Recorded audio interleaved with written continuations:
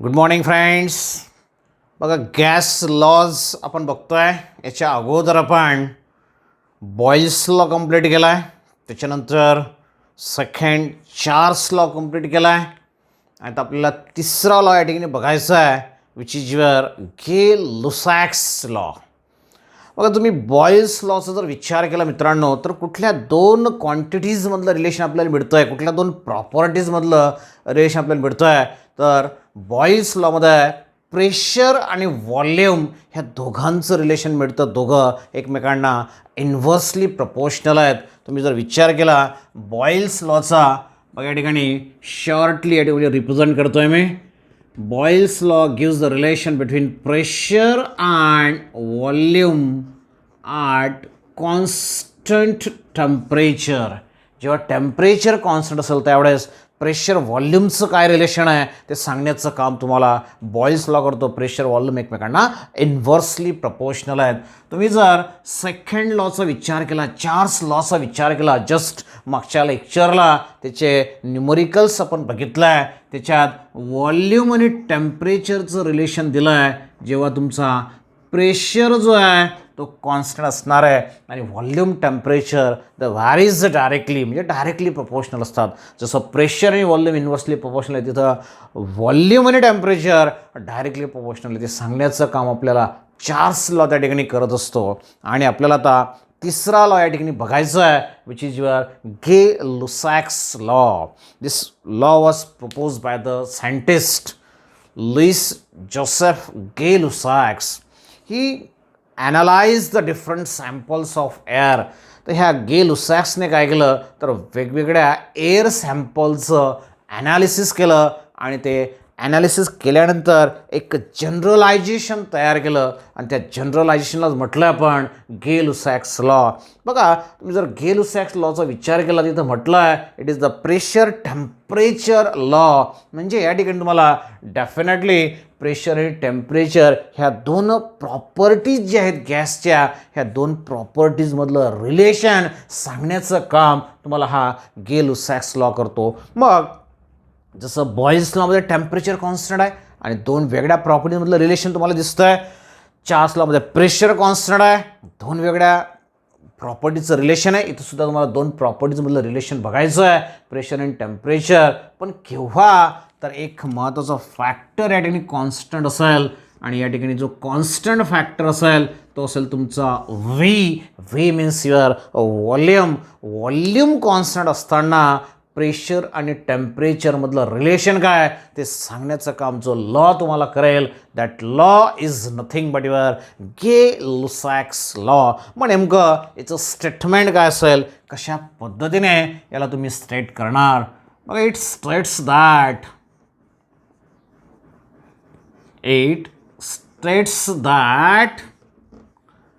At a constant volume, at a constant volume, the pressure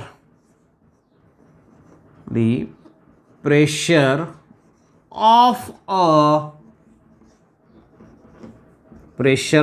a given mass of a gas. हा जो शब्द आहे मित्रांनो, given mass of a gas, हा प्रत्येक स्टेटमेंटमध्ये तुम्हाला दिसेल. बॉईल्स लॉमध्ये पण आपण युटिलाइज केला आहे, चार्ल्स लॉमध्ये पण युटिलाइज केला आहे, इथं सुद्धा युटिलाइज करायचं आहे, पुढच्या ह्याच्यात पण आपल्याला त्याला युटिलाइज करायचं आहे. बघा या ठिकाणी it state that at a constant volume, already म्हटलं तुम्हाला volume constant, at a constant volume ह्या दोघांचं रिलेशन आपल्याला द्यायचं आहे. प्रेशर टेम्परेचरचं रिलेशन आपल्याला द्यायचं आहे. At a constant volume the pressure of a given mass of a gas varies directly असं म्हटलं तरी चालेल, किंवा pressure of a given mass of a gas is directly proportional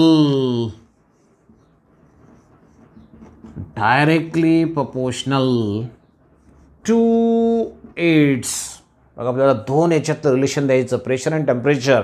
मग काय म्हटलं आपण, pressure is directly proportional to its absolute temperature. बघा स्टेट्स ऑफ मॅटरमध्ये जेव्हा जेव्हा तुम्हाला टेम्परेचर युटिलाइज करायचं असेल मित्रांनो, तर temperature it should be absolute temperature. Absolute म्हणजे काय रे, तर definitely it should be the kelvin temperature. तर प्रेशर आणि टेम्परेचर हे दोघं जे आहेत हे एकमेकांना डायरेक्टली प्रोपोर्शनल आहेत.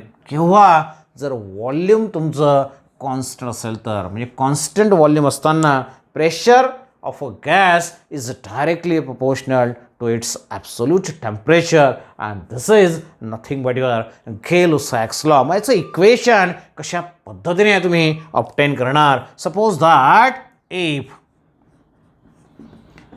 P is the pressure, जर त्या गॅसचा प्रेशर P असेल and T is the absolute temperature, हे तुम्हाला जो दिलेला गॅस आहे त्याचं व्हॉल्यूम फिक्स आहे, त्याचा प्रेशर P आहे, टेम्परेचर T आहे. तर रिलेशन तुम्हाला दोघांमधलं दाखवायचं आहे. ऑलरेडी म्हटलं आपण की दोघांमधलं जे रिलेशन आहे मित्रांनो ते डायरेक्टली प्रोपोर्शनलचं रिलेशन आहे. Therefore P is directly proportional to T. स्टेटमेंटनुसार जर तुम्हाला रिलेशन दाखवायचं असेल तर ह्या दोघांमधलं रिलेशन जे आहे ते ह्या पद्धतीने तुम्ही दाखवणार. P is directly proportional to temperature, absolute temperature T. मग प्रोपोर्शनॅलिटी साईन तुम्हाला काढून टाकायचं असेल तर कशा पद्धतीने काढणार, तर या ठिकाणी therefore simply it can be given as P equal to K into T. इथं K जो युटिलाइज केला मित्रांनो आपण, K3 त्याला आपण म्हटलं आहे. जसं बॉयल्स लॉमधला जो कॉन्स्टंट आपण म्हटलं आहे तो K1ने आपण दाखवला आहे. चार्ल्स लॉमधला जो कॉन्स्टंट आपण दाखवतो आहे तो K2ने दाखवला आहे. आणि आता Gay-Lussac's लॉमधला जो कॉन्स्टंट आपल्याला दाखवायचा आहे तो K3ने आपण या ठिकाणी दाखवतो आहे. जस्ट त्याला तुम्ही Kने रिप्रेझेंट केलं तरीसुद्धा चालेल. K1, K2, K3 जस्ट आपल्या अंडरस्टँडिंगसाठी आपण ते घेतलं आहेत. प्रत्येक ठिकाणचा कॉन्स्टंट मी जस्ट Kने दाखवलं तरी चालेल, पण तिघांमधला वेगवेगळा दाखवला आहे पण K1, K2 अँड K3. बघा या ठिकाणी this is the relation between pressure and temperature at a constant volume. यालाच आपण अजून थोडं वेगळ्या पद्धतीने सुद्धा लिहू शकतो मित्रांनो. Similarly it can be given as, कसं देणार आहे मग याला, therefore here it can be given as pressure upon temperature. हा T फक्त खाली आणला आपण, which is equal to K3 किंवा just which is equal to constant. बरोबर आहे, which is equal to constant. खूप इम्पॉर्टंट रिलेशन आपण या ठिकाणी डिराईव्ह करतो आहे. मग समजा प्रेशर टेम्परेचरचा रेशो जो आहे तो कॉन्स्टंट आहे. मग आपण प्रेशर चेंज केला तर टेम्परेचर चेंज होणार आहे. बरोबर आहे. समजा प्रेशर तुमचा P1 then P2 then P3 असं चेंज करत गेला आपण. बघा जेव्हा प्रेशर तुमचा प्रेशर इज चेंज P1 नंतर ते चेंज केलं तुम्ही P2 नंतर चेंज केलं P3, ह्या पद्धतीने कुठल्या टेम्परेचर्सला and the temperature changes as a T1, T2, T3 respectively. जेव्हा तुमचं प्रेशर P1 असेल त्यावेळेस टेम्परेचर T1 तुम्हाला घ्यायचं आहे. जेव्हा प्रेशर P2 असेल त्यावेळेस टेम्परेचर T2, जेव्हा प्रेशर P3 असेल त्यावेळेस temperature T3. And all this happens at a constant volume. हे सर्व कॉन्स्टंट व्हॉल्यूमला आपल्याला कॅरी आऊट करायचं आहे. मग अशा कंडिशन्समध्ये तुम्ही इक्वेशन्स काय लिहिणार मित्रांनो, जेव्हा प्रेशर P1 असेल त्यावेळेचं टेम्परेचर T1 आहे, म्हणजे आपण या ठिकाणी P1 अपॉन T1 लिहू शकतो, which is equal to constant. तसंच P2 upon T2 which is equal to constant, P3 upon T3 which is equal to constant. म्हणजे थोडक्यात तुम्ही P1 upon T1 which is equal to P2 upon T2 which is equal to P3 upon T3 which is equal to P4 upon T4 which is equal to constant. बरोबर आहे. मग दोन variables जे घेतले आपण P1 आणि P2 आणि T1 T2 त्यांच्यातलं रिलेशन आपण ह्या पद्धतीने दाखवू शकतो. आणि ह्या रिलेशनचा यूज करून बघा काय रिलेशन आपण ऑब्टेन केलं आहे मित्रांनो. Relation is P1 upon T1 which is equal to P2 upon T2. ह्या रिलेशनचा यूज करून तुम्ही न्यूमरिकल जे आहेत ते सहज तुम्ही सॉल्व करू शकतात. पण हा जो लॉ तुम्हाला दिला आहे गे-लुसॅक्स लॉ ऑफ कंबायनिंग व्हॉल्यूम, या गे-लुसॅक्स लॉ ऑफ कंबायनिंग व्हॉल्यूमवर तुम्हाला न्यूमरिकल्स नाहीत. व्यवस्थित लक्ष द्या मी काय सांगतोय. गे-लुसॅक्स लॉ ऑफ कंबायनिंग व्हॉल्यूमचा जर विचार केला तर तुमच्या बुकमध्ये तुम्हाला न्यूमरिकल दिलेले नाहीत, पण काही न्यूमरिकल सॉल्व केलेले जे असतील ते तुम्हाला नोट्सच्या माध्यमातून PDF माध्यमातून मी तुम्हाला पाठवेल. जरी तुम्हाला ॲक्च्युली याच्यावर न्यूमरिकल पुस्तकात दिलेले नसले तरीसुद्धा मी सॉल्व केलेले काही न्यूमरिकल 2-3 न्यूमरिकल तुम्हाला ह्या pressure temperature law, pressure temperature relation किंवा गे-लुसॅक्स लॉ जो आहे त्याच्यावरचे न्यूमरिकल मी तुम्हाला पाठवेल. ठीक आहे, लक्षात आलं. तर हा झाला तुमचा तिसरा law which is your Gay Lussac's law. बघा 3 लॉज आपण आतापर्यंत कंप्लीट केला आहे. First Boyle's law, second Charles law, दोघं खूप महत्त्वाचे आहेत. आणि त्याच्या खालोखाल हा तिसरा law that is your Gay Lussac's law. बघ ह्या गे-लुसॅक्स लॉचं आपल्याला ग्राफिकल रिप्रेझेंटेशन करायचं आहे. That for now consider the graphical representation. कोणाचं graphical representation? Graphical representation of your Gay Lussac's law. Graphical representation of Gay Lussac's law. बघा गे-लुसॅक्स लॉ ऑलरेडी त्याचं स्टेटमेंट तुमच्या समोर तुम्हाला दिलेलं आहे. फक्त त्याला आपण ग्राफच्या साह्याने या ठिकाणी दाखवणार. मग ग्राफमध्ये आपल्याला काय करायचं आहे? प्रेशर व्हर्सेस द टेम्परेचर असा ग्राफ आपल्याला प्लॉट करायचा आहे. That for just now consider here at this axis. एका ॲक्सिसला तुम्हाला प्रेशर प्लॉट करायचं आहे आणि दुसऱ्या ॲक्सिसला तुम्हाला या ठिकाणी टेम्परेचर प्लॉट करायचं आहे. बघा या ठिकाणी here at this axis there is a pressure. इथं आपण प्रेशर प्लॉट करतो आहे आणि ह्या ॲक्सिसला आपण त्याचं टेम्परेचर या ठिकाणी प्लॉट करणार. मग रिलेशन तुमच्या समोर आहे. म्हणजे दोघांमध्ये काय रिलेशन इथं बघितलं आपण. Pressure and temperature both are directly proportional to each other. मग दोघं जर डायरेक्टली प्रोपोर्शनल असतील तर त्याच्यातला ग्राफ जो असेल तो कशा पद्धतीने असेल, कर्व जो असेल तो कशा पद्धतीने तुम्हाला मिळेल. मग याचं कर्व ऑब्टेन करण्यासाठी ते रिलेशन जर आपण युटिलाइज केलं तर आपण म्हटलं आहे दोघं directly proportional. As the pressure increases temperature increases.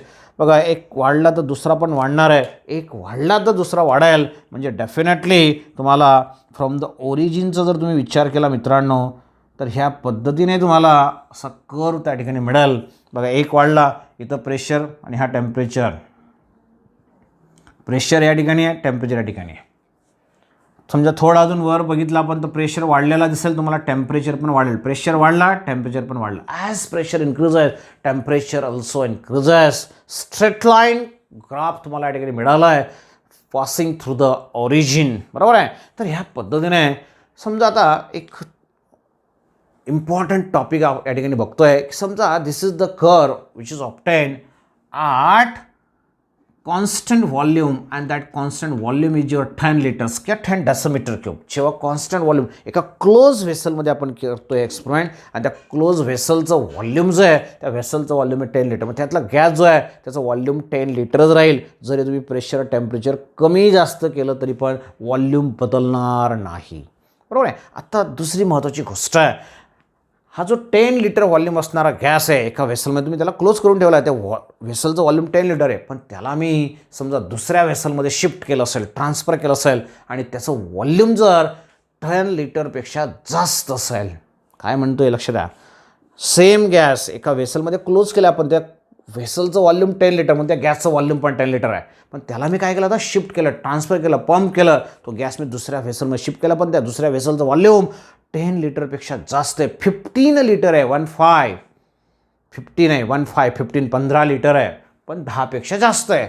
मग परत प्रेशर टेम्परेचरचा कर्व तुम्हाला मिळेल. मग तो नेमका ह्या 10 लिटरच्या खाली मिळेल का 10 लिटरच्या वर मिळेल. This is the question. बरोबर आहे. क्वेश्चन काय विचारलं तुमचं लक्षात आलं मित्रांनो. आता सेम गॅस मला पंप करायचा आहे पण अशा व्हेसलमध्ये करायचं आहे की ज्या व्हेसलचं व्हॉल्यूम 15 लिटर आहे. 10च्या ऐवजी व्हॉल्यूम वाढला आहे. व्हॉल्यूम जर वाढत असेल तर इथं सेम असाच कर्व मिळेल तुम्हाला स्ट्रेट लाईन, पण तो ह्या 10 लिटरपेक्षा खाली मिळेल का वर मिळेल, this is the question. Volume constant राहील 15 लिटरच. जेव्हा तुम्ही प्रेशर टेम्परेचर चेंज करणार व्हॉल्यूम 15 लिटर कॉन्स्टंट राहील, पण तो जो कर्व मिळेल तो कुठं मिळणार, this is the question. And the answer is it will be often below the 10 litre. 10 लिटरच्या खाली तो मिळेल. मग असंच जर आपण म्हटलं अजून की मला अजून एखादं कर्व मिळवायचं आहे, त्याच्यात त्याचं व्हॉल्यूम परत वाढवलेलं असेल मी, समजा this is the volume which is 20 litres. मग असं का झालं असेल की व्हॉल्यूम जास्त असणारं गॅसचं कर्व कमी व्हॉल्यूमच्या कर्वपेक्षा खाली तुम्हाला मिळतो आहे. एक छोटंसं लॉजिक या ठिकाणी ट्रिक पुस्तकात नाही आहे, तुम्हाला समजलं पाहिजे. नाही तर तुम्ही म्हणणार की वर 10 लिटर नंतर 15 नंतर 20 आपल्याला काढायचं आहे, काढून द्यायचं फक्त, असं नाही आहे मित्रांनो. बघा जर आपण एका विशिष्ट टेम्परेचरचा विचार केला मित्रांनो, पर्टिक्युलर टेम्परेचरचा विचार करूया आपण. समजा एका पर्टिक्युलर टेम्परेचरला आपण थोडंसं लॉजिकली विचार करा. समजा एक विशिष्ट टेम्परेचर आपण घेतलं, तिघं व्हॉल्यूमसाठी एक टेम्परेचर आहे, बरोबर आहे. टेम्परेचर कॉन्स्टंट आहे, काहीतरी टेम्परेचर असेल, इथं टेम्परेचर. आता पर्टिक्युलर टेम्परेचरचा जर विचार केला तर पहिला गॅसचं व्हॉल्यूम बघा, या ठिकाणी तुम्हाला प्रेशर दिसतो तुम्हाला या ठिकाणी. टेम्परेचर कॉन्स्टंट आहे त्यावेळेस त्याचा प्रेशर या ठिकाणी. पुढच्या गॅसचा जर विचार केला तर टेम्परेचर तेच आहे पण तुमचा प्रेशर वाढला आहे. टेम्परेचर कॉन्स्टंट आहे पण प्रेशर वाढला आहे बघा. प्रेशर इथून इथपर्यंत गेला. प्रेशर जर वाढला तर व्हॉल्यूम काय होईल रे. प्रेशर जर वाढला तर व्हॉल्यूम 20चं काय झालं आहे 15. अजून मी प्रेशर वाढवला आहे.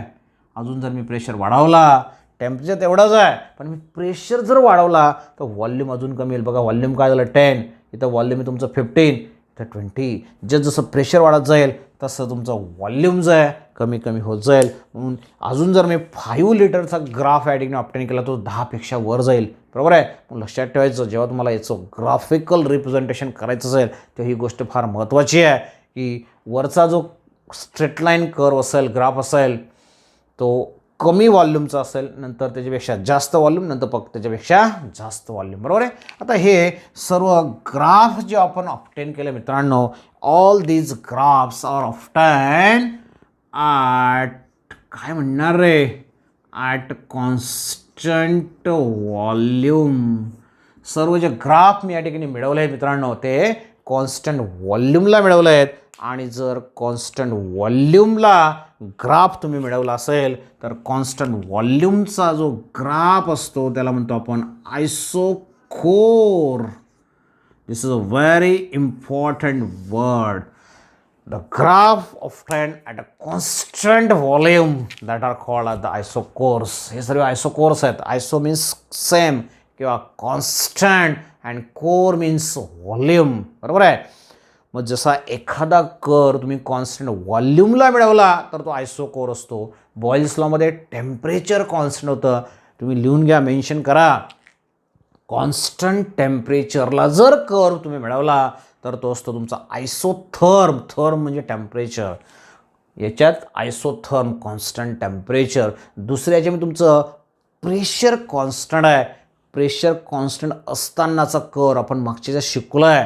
फ्रेंडलिच ॲडसॉर्प्शन आयसोथर्म पण तुम्ही शिकलो, बरोबर आहे ना. कॉन्स्टंट प्रेशर असतानाचा जो कर्व तुम्हाला मिळतो तो असतो तुमचा आयसोबार. लक्ष द्या काय म्हणतोय मी, आयसोबार. आणि व्हॉल्यूम कॉन्स्टंट असताना तुमचा आयसोकोर, बरोबर आहे. बघा तिघं कर्व्स नेमिंग तुम्हाला सांगितलं, परत एकदा सांगतोय, लिहून घ्या व्यवस्थित. टेम्परेचर कॉन्स्टंट असताना जो कर्व मिळेल तो असेल तुमचा आयसोथर्म. व्हॉल्यूम कॉन्स्टंट असताना जो कर्व तुम्हाला मिळेल दॅट वन इज युअर आयसोकोर. आणि प्रेशर कॉन्स्टंट असताना जो कर्व मिळेल, जो 4 स्लॉमध्ये मिळेल तुम्हाला, प्रेशर कॉन्स्टंट असताना जो कर्व तुम्हाला मिळेल त्या कर्वला म्हणणार तुम्ही प्रेशर कॉन्स्टंट आयसोबार, बरोबर आहे. आयसोथर्म, आयसोबार, आयसोकोर ह्या पद्धतीने त्याचं नेमिंग्स आपण करत असतो. And this is the graphical representation of your Charles law. तर तिघं लॉ आपले कंप्लीट झाले आहेत. न्यूमरिकल याच्यावरचं नाही, पण तुम्हाला मी नोट्सच्या फॉर्ममध्ये, PDF च्या फॉर्ममध्ये त्याचे न्यूमरिकल्स पाठवाल. आणि याच्यानंतर चौथा लॉ आपल्याला बघायचा आहे, तो नेक्स्ट लेक्चरला आपण बघणार. तो पण खूप इम्पॉर्टंट असा लॉ आहे मित्रांनो. And that one is your, म्हणजे याच्यापेक्षा ह्या लॉपेक्षा पण तो फार महत्त्वाचा आहे. तो तुम्हाला परत परत युटिलाइज करायचा आहे. त्याचा रेफरन्स तुम्हाला याच्या अगोदर पण आला असेल 11thला, आणि याच्या अगोदर 8वी 9वी 10वीला पण तुम्हाला आला असेल. And that law is your Avogadro's law. कुठला लॉ आहे तो? Avogadro's law. तो खूप इम्पॉर्टंट असा लॉ आहे. त्याचा रेफरन्स तुम्हाला याच्या अगोदर पण आला आहे, आणि 11वीच्या पुढच्या पार्टमध्ये 12वीला पण तुम्हाला प्रत्येक चॅप्टरमध्ये कुठंतरी जो ॲव्होगॅड्रो जो आहे तो आपल्याला त्या ठिकाणी भेटणार आहे. ॲव्होगॅड्रोचा एक नंबर तुम्हाला 9वी 10वीला तुम्ही शिकलेले आहात मित्रांनो. तर पुढचा लॉ जो आहे, ॲव्होगॅड्रोज लॉ जो आहे, तो आपण नेक्स्ट लेक्चरला बघणार. व्हिडिओ व्यवस्थित बघा, रिपीटेडली बघा. काही अडचण असेल तर पर्सनली मला विचारा, ठीक आहे? तर या ठिकाणी आज आपण थांबतोय. Please stay at home and be safe. Thank you. Bye.